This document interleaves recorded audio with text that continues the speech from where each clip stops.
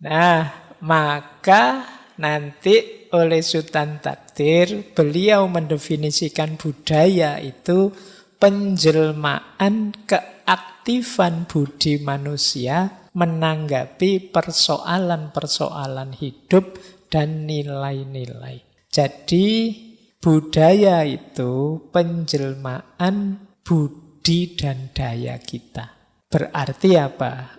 Eksistensi kita sebagai manusia itu ditentukan pada apakah kita berbudi dan berdaya. Buktinya apa? Karya. Jadi dasarnya budi itu kan pikiran, kesadaran kita, kemampuan kita bernalar. Kalau daya itu kemampuan kita menghasilkan sesuatu. Karyamu apa? Nah, itu hubungannya nanti dengan budaya. Yang bisa kita lahirkan itulah nanti jadi budaya. Hasil dari budi dan daya kita, hasil dari pikiran kita untuk menanggapi problem-problem hidup. Jadi kuncinya budaya itu ternyata di sini. Jadi manusia itu eksis ketika dia berbudi dan berdaya, berpikir dan menghasilkan sesuatu. Ini nanti jadi pijakan beliau, sehingga pandangan-pandangan beliau agak disebut orang liberal westernis. Apa sih isinya budaya? Isinya budaya itu konfigurasi nilai-nilai. Isinya budaya itu nilai. Ada nilai-nilai teoritis. Ini yang berhubungan dengan benar salah. Jadi mana yang dianggap benar dalam satu budaya, mana yang dianggap salah dalam satu budaya, itu namanya nilai teoritis. Kemudian ada nilai ekonomis, ada untung rugi. Wah, ikut ngaji ini untung ya, dapat teh gratis, dapat kenalan baru, dapat. Ini nilai ekonomis namanya. Perhitungan untung rugi dalam satu budaya. Jangan mengadopsi teknologi itu, nanti kita rugi. Ambil saja yang ini, nanti kita untung, dan lain sebagainya. Itu nilai dalam satu budaya. Ada nilai religius. Kalau nilai religius itu di satu budaya biasanya ada persepsi tentang, oh ini sakral, ini profan. Ini harus kita hormati, kita hargai. Kalau ini biasa saja. Kemudian ada nilai estetik. Kalau nilai estetik itu indah atau tidak indah. Nah, setiap klaster budaya pasti punya persepsi tentang indah dan tidak indah ini.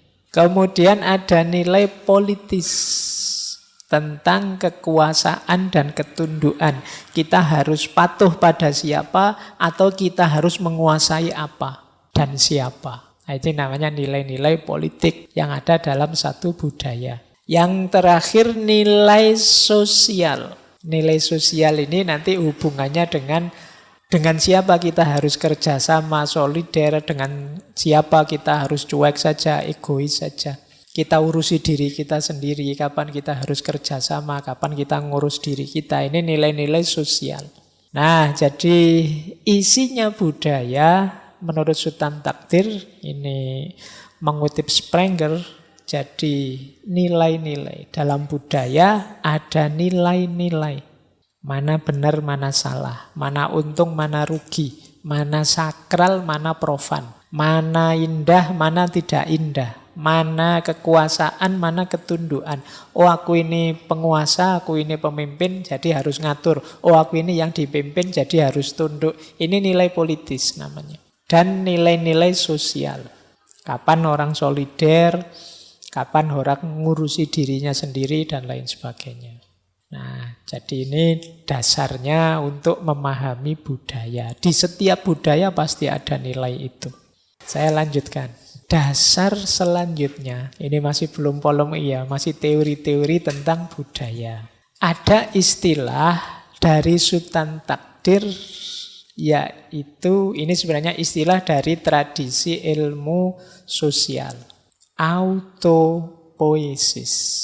Jadi autopoiesis itu artinya penciptaan diri sendiri. Atau auto itu berarti diri dan poiesis itu artinya penciptaan atau produksi.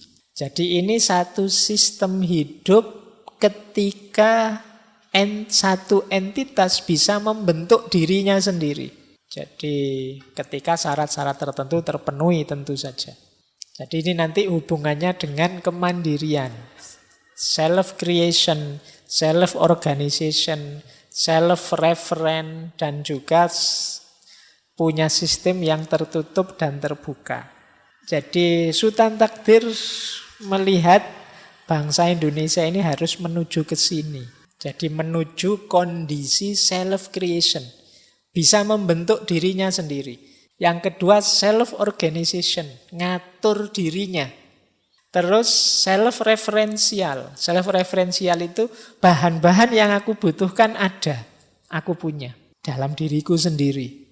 Dan yang terakhir tertutup dan terbuka. Tertutup itu aku itu identitasku, jati diriku ini. Tapi aku terbuka. Kalau ada yang lebih baik yang bisa aku ambil, aku ambil. Kalau ada yang lebih produktif yang bisa aku lakukan, aku lakukan.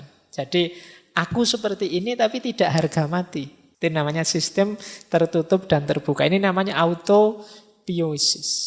Kalau bahasa lainnya mandiri.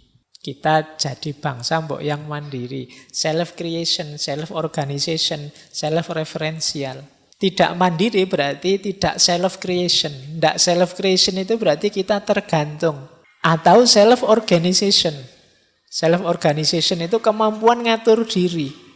Kalau kita tidak bisa ini, efeknya apa? Ya diatur orang lain.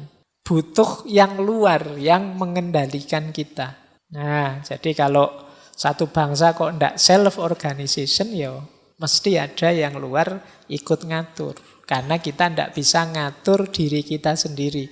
Demikian juga self-referential. Self-referential itu, referen itu ya rujukan, kebutuhan. Kalau kita tidak punya hal-hal untuk mencapai tujuan kita, ya akhirnya ya kita butuh yang lain. Tidak punya uang, ya utang ke yang lain. Tidak punya modal, pinjam ke yang lain. Tidak self-referential. Yang terakhir, tertutup tapi sekaligus terbuka. Tertutup itu kita tahu ciri kita, identitas kita. Jadi kita punya prinsip, punya nilai-nilai. Tapi jangan kaku. Wong kita itu manusia. Tidak pasti benar. Mungkin saja salah. Mungkin saja meleset. Wong kita itu terbatas. Wawasan kita juga terbatas. Sepinter-pinternya orang ya, yang dia tahu kan pastinya hanya sejauh pengalamannya saja. Kayak saya ini tidak pernah kemana-mana, ya pengalamanku hanya itu-itu saja. Nah, maka ya tetap harus terbuka. Kalau ada wawasan-wawasan baru, pandangan-pandangan baru. Disitulah kita bisa berkembang. Nah, ini ideal.